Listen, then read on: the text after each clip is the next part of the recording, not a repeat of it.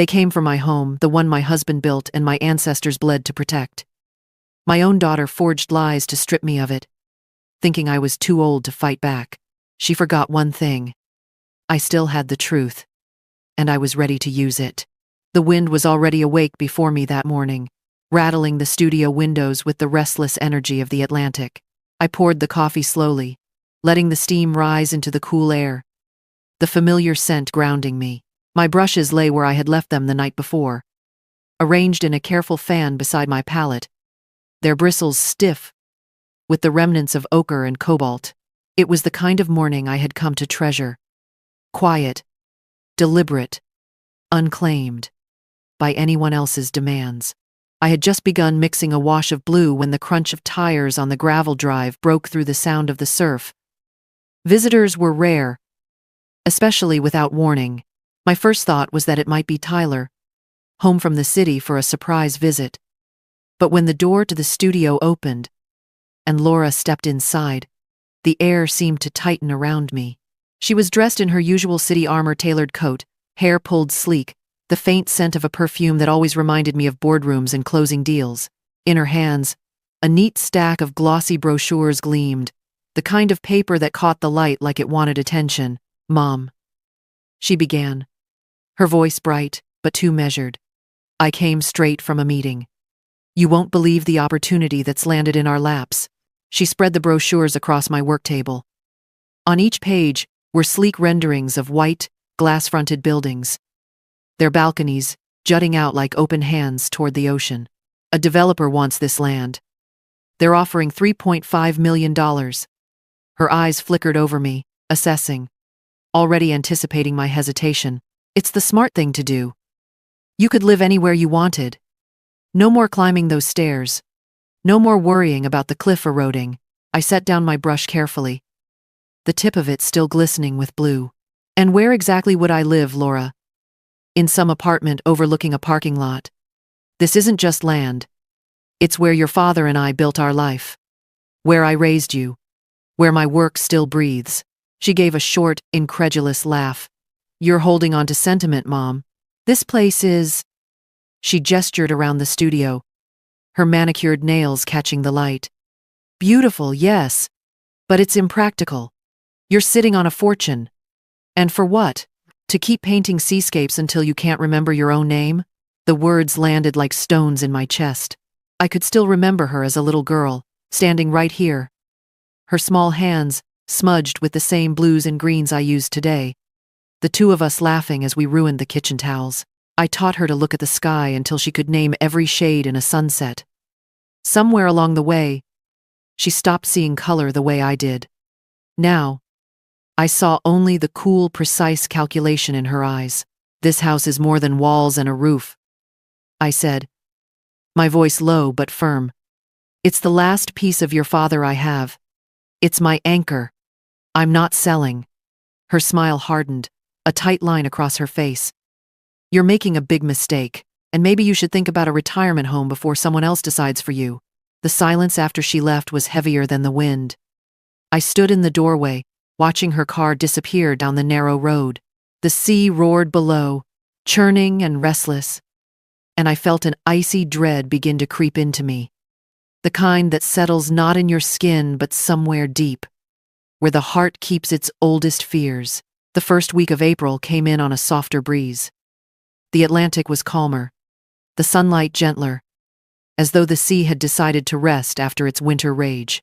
Tyler arrived just after lunch, his suitcase bumping along the gravel path. He was 22 now, lanky and restless, but with the same easy smile he'd had as a boy.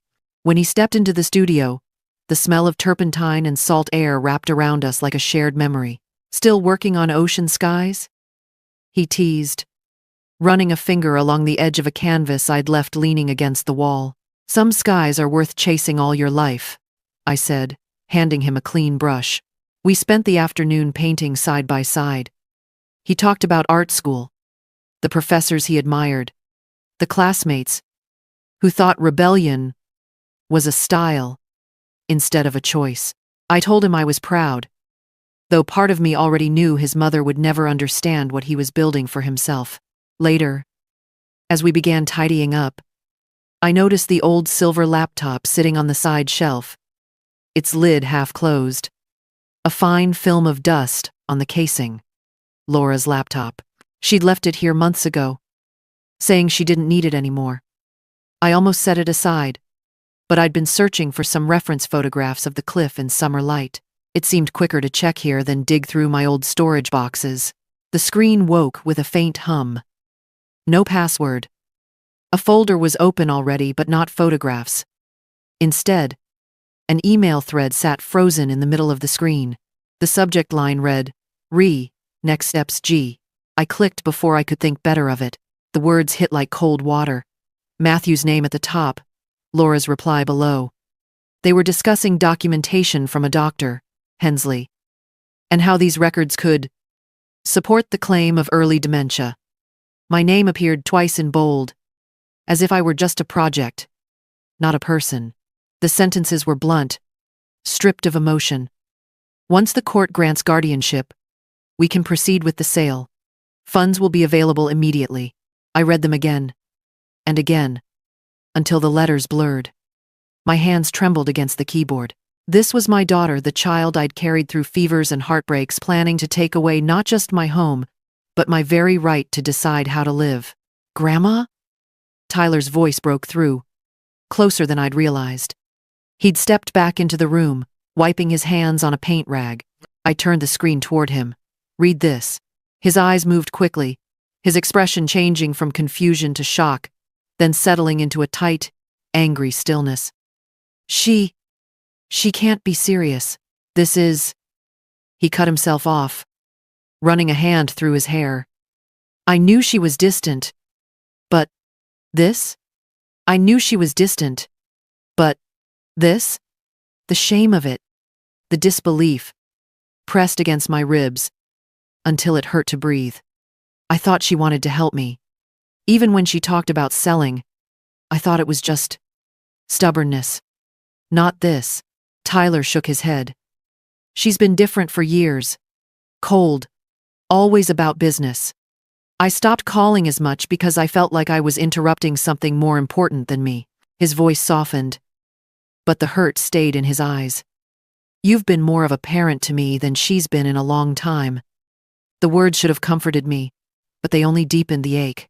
That night, the wind rose again, knocking against the shutters like a hand that wouldn't stop knocking. Every conversation with Laura replayed in my mind. The moments I thought were disagreements now felt like warnings I'd ignored. I kept hearing her voice from that morning in the studio, cold and certain. Before someone else decides for you. Now I knew who that someone was. And I wasn't sure which was worse, the plan itself, or the fact that she'd already started to carry it out. By the next morning, the numbness had hardened into something else. A slow, deliberate resolve. Sentiment alone wouldn't save this house. I had spent my whole life trusting that love and memory were reason enough to keep it safe. Now I understood that, in the eyes of a court or a buyer, they were worth nothing. If I wanted to hold on to these walls, I needed something stronger. The Port Clyde Library was quiet that afternoon, the air smelling faintly of dust and sun-warmed wood. I asked the librarian, a woman I'd known since Tyler was a toddler, for the property records, bracing myself for the dry pages of deeds and boundary maps. But as I read, something caught my eye. A small handwritten note in the margin of an old document dated 1862. Carver House, Safe Haven. Curiosity sharpened my focus. I followed the thread through fragile maps. This house, my house, had once been a stop on the Underground Railroad. My great-great-grandparents had sheltered men, women, even children fleeing slavery, hiding them in a narrow crawl space above what was now my pantry. They had risked their own lives for strangers they would never see again. I drove home with the information pressing at my chest like a heartbeat. In the attic, I pulled down a battered trunk, its leather straps cracked, the brass lock tarnished. Inside, I found them journals bound in worn brown leather, the ink faded but legible. The handwriting was elegant and steady. My great-great-grandmother wrote about our night guests, careful to avoid names, but rich in detail. The hush of footsteps after midnight, the warm bread she left on the table before dawn, the coded knock they waited for before opening the back door. There were sketches, 2 simple pencil drawings of faces she'd never forget. The words were alive, each page whispering a courage I could only hope to inherit. By the time I came downstairs, the idea had taken root. I would turn the house into a museum, not just for my art, but for its history. The past would be my defense, its weight stronger than any appraisal or market value. But news travels quickly in a small town, and not all of it travels kindly. Within a week, I began to feel it, the subtle shifts, the sidelong glances.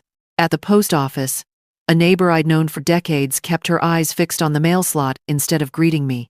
At the grocer's, 2 women I'd painted for the church fundraiser lowered their voices as I passed. Laura and Matthew's whispers had reached them. "She's slipping," they were saying. "She's not thinking straight." Each rumor was a shadow cast over me, and I could feel them stretching longer with every passing day. That night, I spread a fresh canvas across the easel in the studio. I sketched the outline of a narrow passageway, a figure slipping into the safety of its shadows. Above it, a sky just beginning to lighten, the first suggestion of dawn. It would be the start of a new series, a tribute to the house's role in history. If they were going to call me unfit, I would answer with proof of purpose. Every brushstroke would be a refusal, every canvas a wall they could not knock down. By early June, the fight had stopped being quiet. Laura and Matthew no longer worked in the shadows, they went straight for the heart. The guardianship petition arrived on a Thursday morning, in a thick white envelope stamped with the county court's seal. Inside, they claimed I was no longer able to manage my affairs, that I was showing signs of dementia. There was even a doctor's statement signed, stamped, declaring my mental decline. It was a performance dressed as fact, and they had done their homework. The court date was set for August, just far enough away for the rumors to take root, but close enough to keep me from sleeping at night. The changes in town were small at first.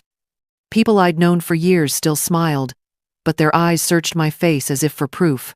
At the craft fair in the school gym, I could feel the weight of their glances pressing against my back. Even those who meant well seemed unsure how to behave. A friend from church asked if I'd thought about making things easier by moving somewhere with more help. She didn't mean harm, but the suggestion landed like a stone in my stomach. By mid-June, the strain began to show in my body. My skirts hung looser at the waist, and my hands, steady as stone for decades now, shook when I tried to line a brush with paint. I'd wake in the morning feeling as though I hadn't slept at all. The house, my sanctuary, began to feel like a place I was defending alone against a tide that never stopped rising. Tyler noticed before I admitted it. One evening, he appeared at the door with a duffel bag and a look that allowed no argument. "I'm staying," he said, his voice quiet but firm. "You shouldn't be alone in this." Having him here eased some of the weight, but I couldn't shield him from the ugliness. He heard the half-conversations when we went into town together, saw the way people's expressions changed when they realized who I was. I hated that he had to witness it. Hated even more that it was his own mother's doing. One night, exhaustion finally pulled me under, but sleep brought no peace. In the dream, I was in a long, windowless hallway, the air heavy with the smell of disinfectant. Doors lined both sides, each one identical. I pushed one open and found myself in a room, stripped bare, except for a bed with high rails. My paintings, decades of my life, were stacked in a corner, canvas edges splintered, frames broken. A faceless figure in a white coat lifted them, one by one, and tossed them into a metal bin. The sound was sharp, final. I tried to run to them, but my legs would not move. I woke with my heart pounding. For a moment I didn't know where I was, the dark of my own bedroom feeling foreign. Then I heard the distant, steady pulse of the ocean, and I remembered. I was still here. But the dream left me with a truth I could no longer ignore. This fight wasn't just about a house. It was about whether I would remain myself, or be reduced to a case file and a set of signatures. They could forge papers, spread lies, even turn neighbors into strangers. But I was not going to let them take me. It was Tyler who found the crack of light in the wall I'd been staring at for weeks. We were in the kitchen when he said it simple, as if it had been sitting there all along. What if we bring them here? I looked up from my untouched cup of tea. Bring who? Everyone. The town. The press. Art people. Show them your work. And the history of this house. Before they can paint you as someone who's lost her mind. If they see it with their own eyes, they'll know you're not what Laura says you are. The idea lodged itself in me instantly. Equal parts, terrifying and exhilarating. It would mean opening my doors wide, turning my private refuge into a stage. But it could also mean control my story told in my voice. Before the court hearing made me nothing but a name in a petition. It's risky, I said slowly. If no one comes, or worse, if they come only to gossip. They'll come, Tyler cut in. I'll make sure of it.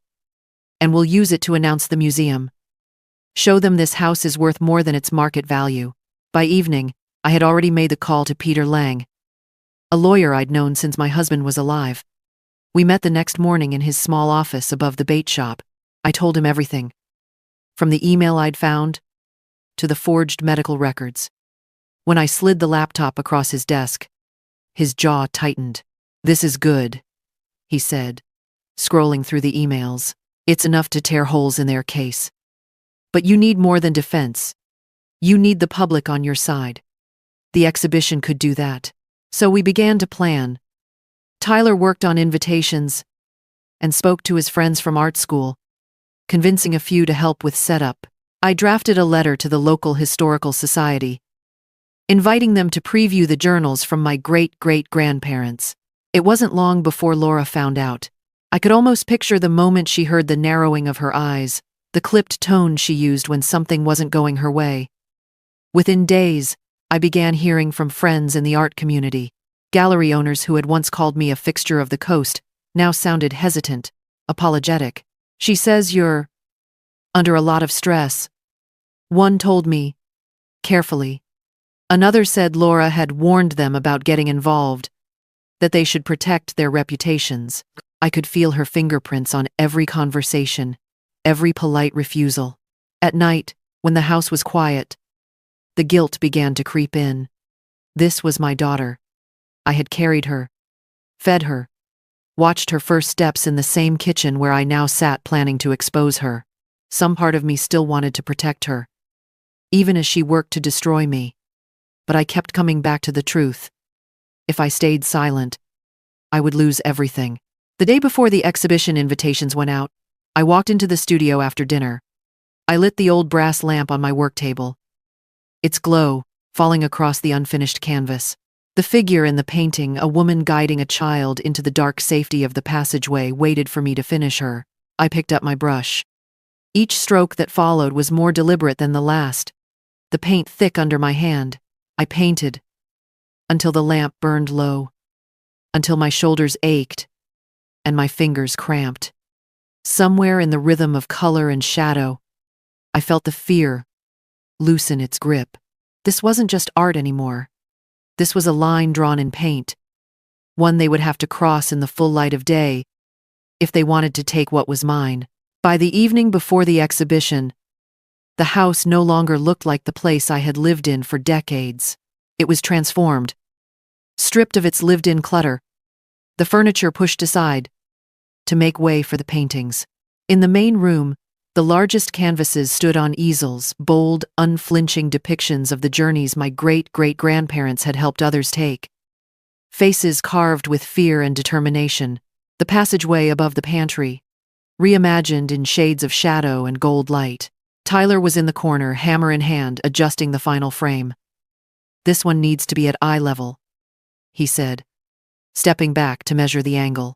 I walked slowly through the rooms, the floorboards creaking under my steps. In the studio, I could almost see Laura as a little girl, her hair a tangle, her cheeks streaked with paint, because she couldn't resist dipping her fingers into the colors. Her laughter used to fill this place, light and unguarded, before it turned into something sharp-edged. In the kitchen, I paused by the long wooden table, My husband had sketched the first plans for this studio here, his pencil scratching across the paper as I stirred soup on the stove. He'd wanted the windows wide and tall so the light would come in without asking permission. I remember the way he had smiled when it was finished, as though he'd built not just a space, but a future. Now, as I moved from room to room, that future felt suspended, caught between what had been and what tomorrow might decide. By late evening, the sky had begun to change. Clouds gathered low and heavy over the Atlantic. The wind came first, rattling the windows and setting the old shutters to trembling. I stood at the front door for a long time, watching the whitecaps in the distance. The storm would likely pass by morning, but its presence felt like a warning, a mirror to the unease curling through my chest. Inside, Tyler had gone upstairs to rest, leaving me in the dimly lit living room. The paintings stood silently around me. On the table lay the manila folder, the one Peter had given back to me after scanning its contents. Inside were the printed emails between Laura and Matthew, the notes about the forged medical records, the name of the complicit doctor. The pages felt heavier than paper should, as if they carried not just evidence, but the weight of the choice I was making. Tomorrow, this would no longer be private. The moment I opened it in front of everyone, there would be no taking it back. My daughter's face would change, maybe with anger, maybe with shame, and the last thin threads between us could snap. But this was the only way. Outside, the storm surged against the cliff, its voice deep and unrelenting. Tomorrow could strip me bare or set me free. Either way, there was no turning back. By morning, the storm had passed, leaving the sky scrubbed clean. The sea was calmer now, but my hands weren't. They trembled slightly as I tied back the curtains, letting the sunlight pour into the rooms we had prepared. Cars began pulling into the gravel drive before noon. Soon the house was alive with people, neighbors, friends I hadn't seen in months, members of the Historical Society clutching notebooks, a handful of journalists with cameras slung around their necks. Tyler moved among them with quiet efficiency, offering coffee, guiding them from one painting to the next. I watched as they stopped before the largest canvas in the main room, a depiction of the cramped attic crawl space my ancestors had once used to hide runaways. The light in the painting fell just so, touching the face of a young boy clutching his mother's hand. I saw a woman in the crowd lift her hand to her mouth, eyes wet. By the time I stepped to the front of the room, the conversations had softened to a hush. My heart was a drum in my chest, each beat pushing me toward the moment I had both dreaded and planned for. "Thank you for coming," I began, my voice steadier than I felt. "This house has stood on this cliff for over a century and a half. It has been my home, my studio, and as I only recently discovered, a place of refuge for those escaping slavery during the Civil War. My great-great-grandparents built it not just to live in, but to save lives." A murmur rippled through the room. I let my gaze travel across the faces before me, the curious, the supportive, and there, near the back, Laura. She stood with Matthew, her arms folded, expression carefully composed. I continued, "to preserve this house as a museum, a place where its history and my art can speak to future generations. And because of that, I must share something with you today that I never thought I would have to." I nodded to Tyler. He dimmed the lights, and the small projector hummed to life, casting the first email onto the wall. The words were plain, sharp, undeniable. Gasps broke the silence, a few people turning to glance at Laura. I clicked to the next email, and the next. Plans to forge medical records. Talk of selling the house. The promise of funds available immediately. Each slide landed like another stone dropped into deep water. When the lights came back on, the room felt different, heavier, charged. All eyes turned to Laura. She stepped forward, her voice quick and defensive. "This is being taken out of context. Mom hasn't been," but someone in the crowd interrupted. "Out of context? That looks pretty clear to me." Another voice joined in. How could you do that to your own mother? Laura's composure faltered. Her gaze darted around the room, searching for an ally, finding none. The fight in her voice thinned, cracking under the weight of the silence that followed. Finally, she let out a breath and said, almost too quietly, I was wrong. Her eyes met mine for a fleeting second. I was thinking about the money, about the projects Matthew and I have been working on. I convinced myself it was for the best. I'm sorry.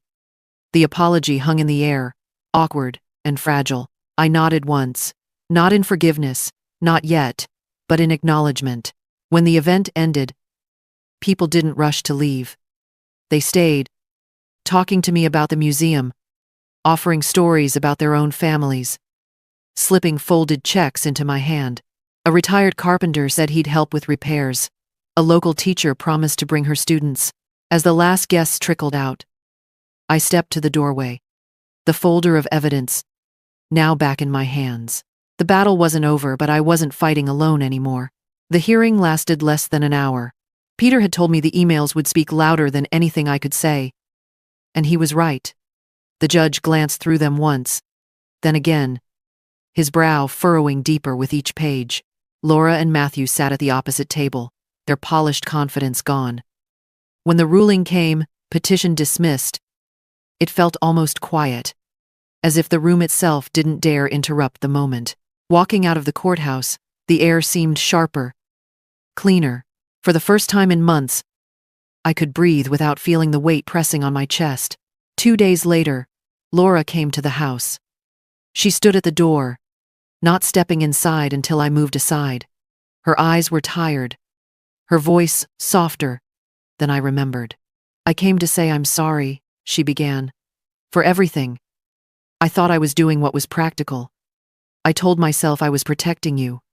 But I know now I was protecting my own ambitions.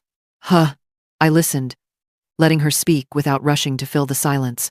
I don't want us to end like this, she said finally. I don't want to be the villain in your story. You're my daughter, I said quietly. That doesn't change. But this is my life, my house, my decisions. Those are not up for negotiation. Her gaze dropped, and for a moment, I thought she might turn and leave without another word. Instead, she nodded. I understand. We didn't hug. Not yet. Some things take longer to rebuild than a courtroom case. Tyler, on the other hand, was already making plans. He came into the studio one morning with a notebook under his arm, sketches and layouts spilling from its pages. If we turn the front 2 rooms into exhibit space, we can keep the studio as it is, he said, flipping to a page with a rough floor plan. And I can start working on a digital archive, photographs of the journals, high-resolution images of your paintings. We could even host school tours. His energy was contagious. Seeing him pour himself into the idea, blending his art studies with preserving our history, gave me a kind of peace I hadn't felt in years. It was as though the house, and everything it stood for, had found its next guardian. The work began slowly sanding floors, cataloging the journals, planning the first official exhibition under the museum's name. The donations from that day had been enough to start, and more had come in since. Each gesture of support was a reminder that the community had not believed the lies for long. One evening, after the last of the volunteers had left, I stepped outside onto the cliff. The sun was sinking toward the horizon. The wind moved through my hair, cool but not sharp. Beneath my feet, the house stood steady, the same as it had through storms and summers, through laughter and arguments, through love and loss. It was more than wood and stone. It was memory. It was art. It was history. And now, it was safe. I thought of the months behind me, the betrayal, the loneliness, the nights I'd feared waking up to find it all gone. I had weathered the storm, and I had done it without letting go of who I was. As the last light faded, I turned back toward the open door. Inside, Tyler's voice carried from the kitchen, talking to someone on the phone about museum hours. The sound made me smile. The fight had been worth it. I hadn't just kept a house. I had kept the soul of my life's work, and for the first time in a long while, I felt the future, waiting not as a threat, but as an invitation. Life has a way of testing the boundaries we set for ourselves, especially as we grow older.